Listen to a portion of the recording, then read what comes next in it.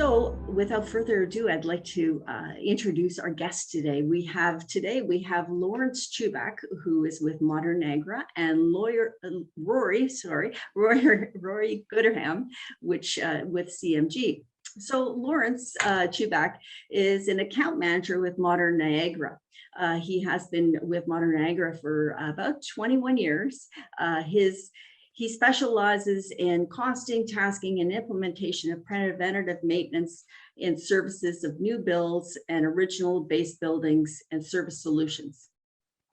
He has been in mechanical HVAC industry for over 32 years and holds licensing in refrigeration, HVAC, heating, as well as residential electrical. He also has had experience in machining, mechanical vibration analysis, dynamic balancing, bearings, mechanical seals, drive shafts. So his experience is quite extensive. Lawrence continues to enjoy the everyday changes and the challenges that this industry brings. Welcome, Lawrence. Thank you for having me. Next up, we have Rory. Rory is a general licensed manager with CMG. Rory started out in property manager a few years back, and he worked in a family business, and then Rory became a manager as a winter occupation, and he never looked back. That's right. Rory's past experience in education has proven to be very useful to understanding building sciences, financial and managerial accounting, information technology, and organizational behavior.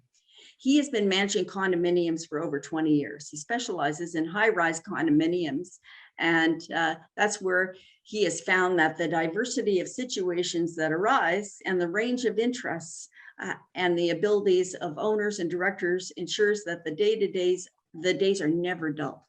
That's for sure. He likes helping resolve problems as well, whether it's the small or simple or the more complex problems.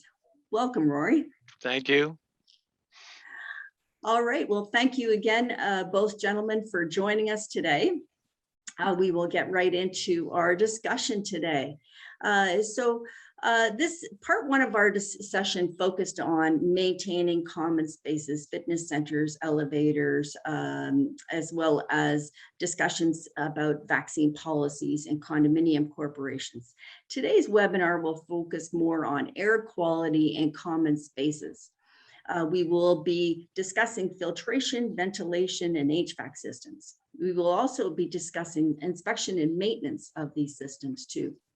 So COVID-19 is primarily transmitted via close contact with infected individuals. Although close contact is the dominant way it's transmitted, it can be transmitted over longer distances by aerosols under favorable conditions.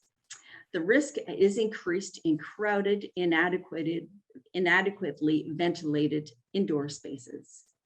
Lawrence, in your experience, what are some of the key issues that are related to COVID-19 and ventilation in buildings? The one main issue, and it goes back to even all the ASHRAE standards, is make sure that you've got enough adequate fresh air entering the building. That's an office space. If you have a residential space, you could run your exhaust fans, whether it be in your restroom or in your kitchen area. Or you could end up purchasing, for a HEPA filter and put a HEPA filter in one of those areas in your residential space. With the offices and common areas of the condos, make sure that the units are running 24 hours a day. Don't shut them down. I know in the past, energy conservation was the main point. Everybody wanted to save energy, but during the COVID, that has kind of been pushed over to the side. So run your units, your makeup airs up on the roof or inside your mechanical room. Run those 24 hours a day. If you have a VFD, which is a variable frequency drive, normally the engineers would have designed that to run off of based on time.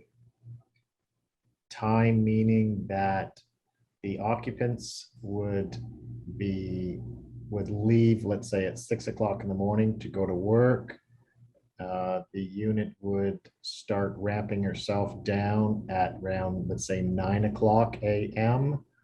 From 9 o'clock to, let's say 3 o'clock, she would only run at 50%. So you'd only get 50% of your airflow into the building, and that would be 100% fresh air coming through that makeup air.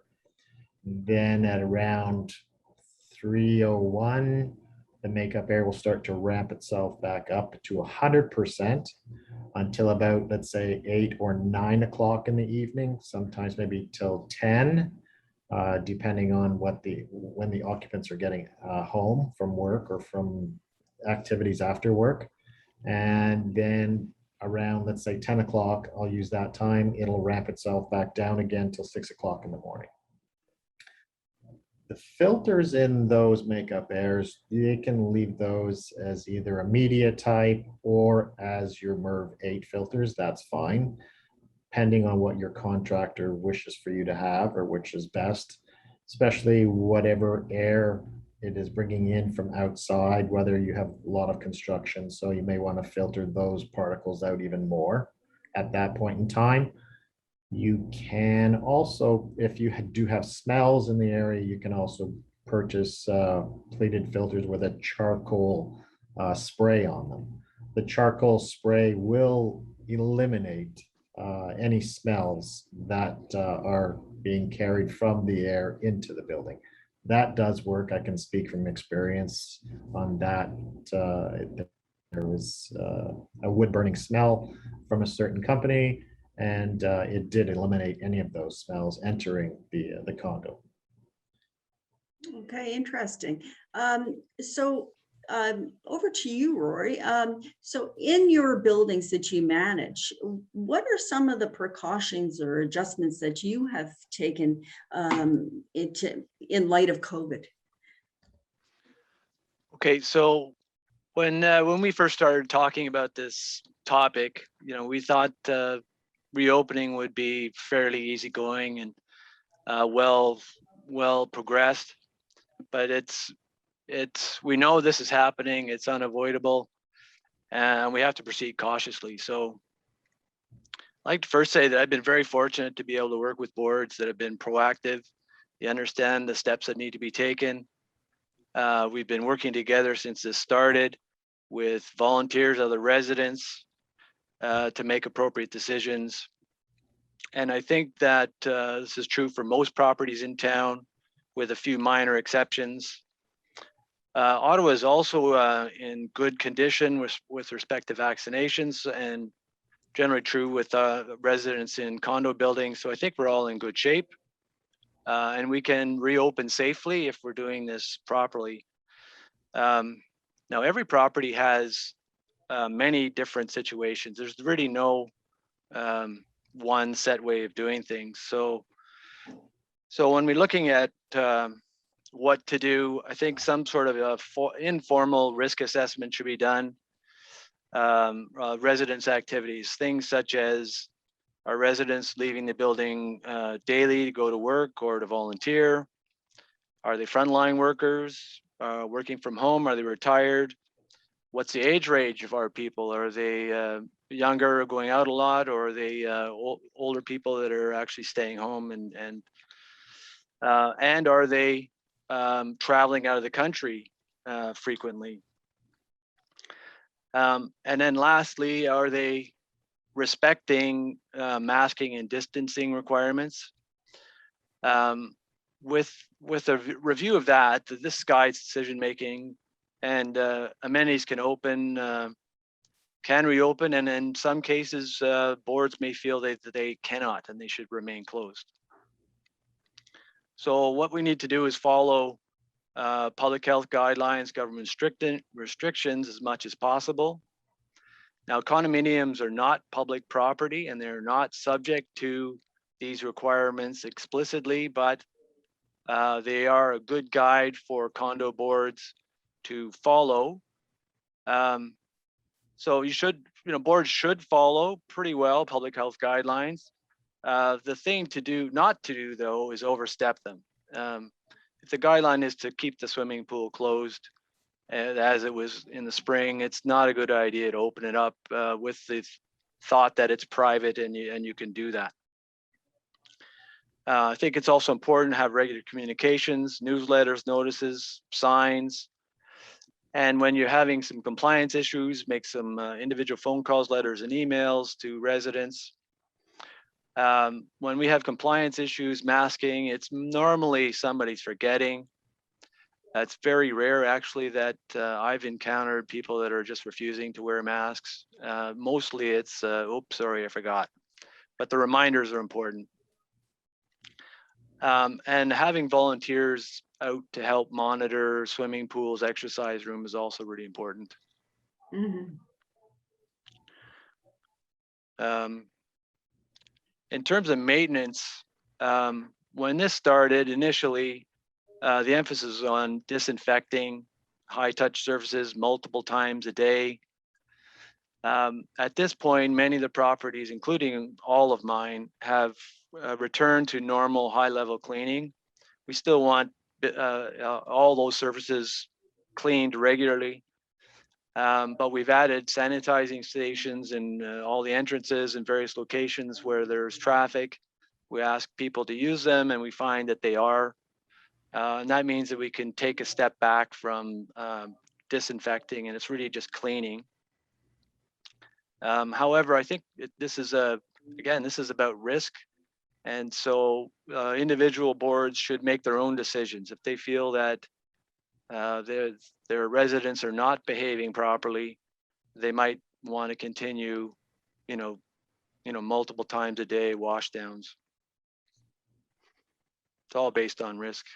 Mhm. And so as far as alluding to the maintenance inspections and the maintenance of your mechanical equipment or HVAC systems, has that changed quite a bit? And like Lawrence had mentioned, increasing the amount of time that your air circulating through your common areas, changing filtration. Was Lawrence can add to that, but the building, a good building has a regular preventive maintenance program for filter changes. If anything, we're just a little more vigilant on making sure that's done. We don't want to, by mistake or whatever, we don't want to see that a filter is not changed on schedule.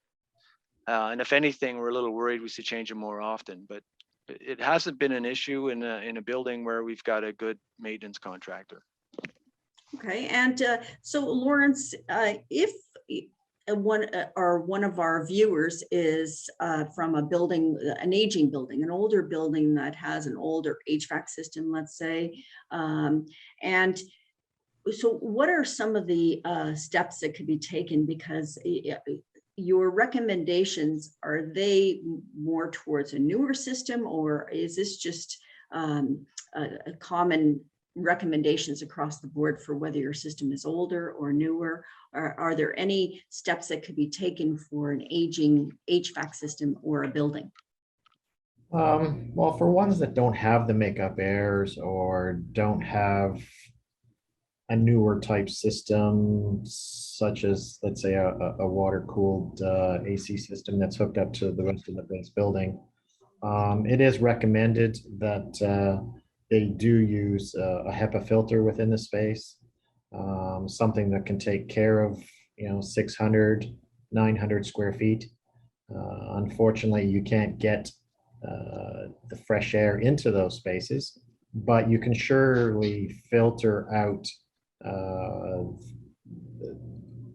the byproducts of anybody that's in there, the aerosols, and the HEPA filters, which is basically a step up from a MERV 13 air filter regarding the amount of particles that it actually captures. If there ever is an opportunity for a retrofit, that would be a number one thought to do, is to actually go about adding fresh air type units, whether it be a recessed wall unit with an ERV. So in today's new condos, new apartments, ERVs are being added to each individual suite or condo unit. Interesting. And an ERV is? Is an ERV? Energy recovery ventilator. We were just talking about this earlier. There's so many acronyms okay, so an ERV, thank you. And so if you have, so that's checking on your type of filtration you have. Some of these, if you have a contractor, or some of the key questions to ask your contractor, the type of filter that you have in your system now, Yes. and the recommendation.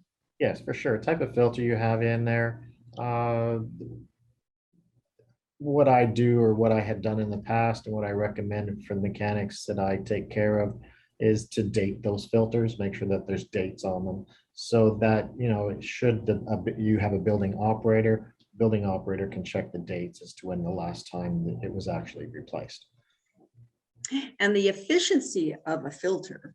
I know that we had previously talked about that a brand new filter is not necessarily the most efficient filter. No, it's not actually. As the filter, and a lot of people will say, ooh, but as the filter gets more efficient, the filter starts to get dirtier. So a lot of these filters are white in color. As it starts to discolor, it is getting more efficient. The fine media starts to fill in all its little gaps with the fine particles of dust, and they get smaller and smaller. Yes, there is a point when that filter becomes totally inefficient and it will collapse should it not be replaced. But as time goes on, it will be more efficient. In the past, what they did was they put colors. They put a MERV 13 was an orange media. MERV 8 was a blue color.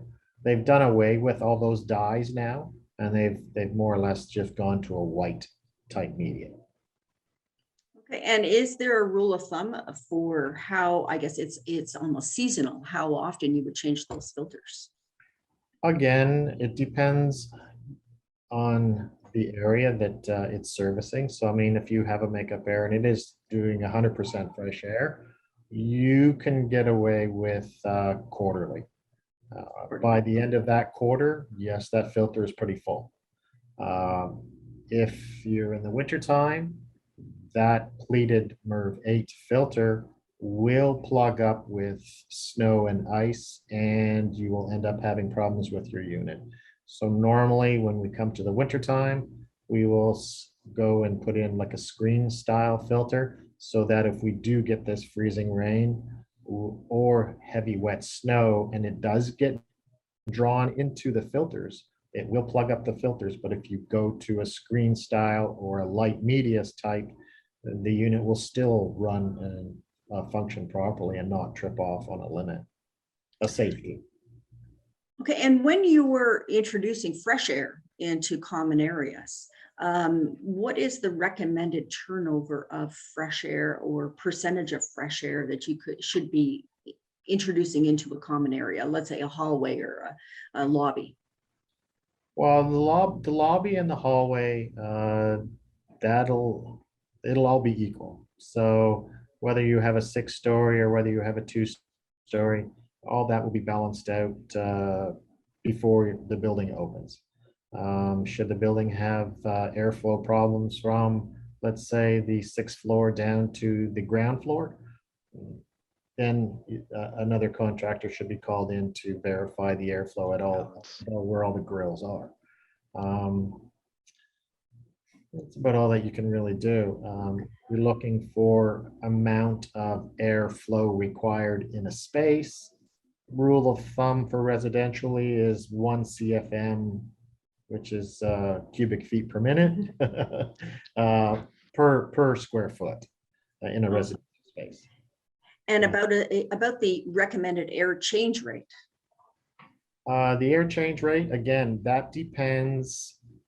Each space is varied because if you have, and you would have to take the unit's CFM, which is the cubic feet per minute, by the area, multiply that by the height of the ceiling, and that will give you a number. So basically, if you were to take, let's say, 1,200 square feet and an 8-foot ceiling, 9,600, with, let's say, a 1,200 CFM unit, you'll end up having 0.75 air changes per hour. So almost a full air change per hour on a 1,200 square foot place. Okay, interesting. Well, and then it leads to a little bit of an issue with some other common areas, such as, and I can get Rory to maybe chime in on this, like elevators or guest suites, where the airflow is a little bit different, or the air supply is a little bit different. Can you comment, like, what other issues would be running into in those areas? Right. So some of these rooms, especially in older buildings, their rooms are not set up properly. The fans are not, there isn't a proper air circulation.